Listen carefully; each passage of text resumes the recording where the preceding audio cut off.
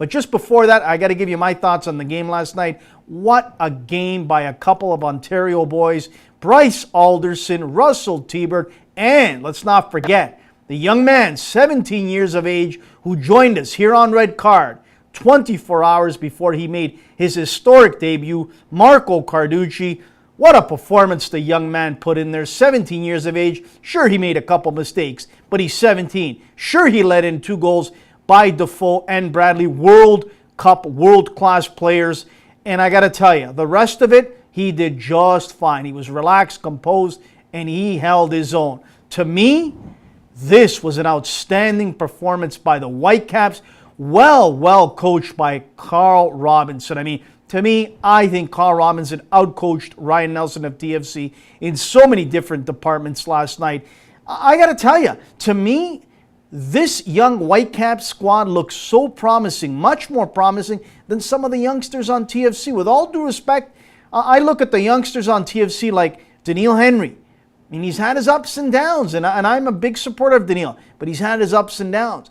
And in some of the other younger guys, Ashton Morgan hasn't had a sniff at all this season. Gali Abu-Sumande just traded a couple hours ago to the Colorado Rapids. He's gone. Here's a highly touted youngster and a guy on D. He's gone. But to me, the way the Whitecaps were organized last night, the way they played with heart, energy, passion, determination. I mean, you watch Bryce Alderson go and Michael Bradley. He could care less that Michael Bradley is on his way to Brazil with the U.S. team. He wanted to make a name for himself. Boy, oh boy, did he ever. Russell T-Bird the same. He had an opportunity. I thought it was going in.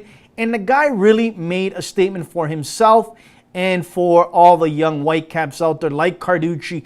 And what about Omar Salgado? Watching Omar come on. Wow. And Kakure Mene. After these other teenagers came on, they still brought it up another notch. They got that a very important goal for them going back home in the second leg, and they showed they can play with the big boys. So to me, yeah, TFC won 2-1. There's a lot of holes there. I mean, Gilberto, to me, this is a mystery. The amount of money you're making and the output that you're giving, the excuses are over. All the people that keep telling me, Anthony, it'll come. Gilberto will connect. It'll come. I'm sorry. We're 5-6 games in now for Gilberto. Nothing's happening. I don't care that he's hitting posts. I don't care that he's missing. He's not connecting. He's paid big bucks to score. He's not scoring. And this is why I've always said, yeah, you would have had to pay a lot more for Gilardino to bring him over here. But I would have paid a lot more to get him over Gilberto. He wouldn't have missed those chances that Gilberto is missing. I can tell you that right now.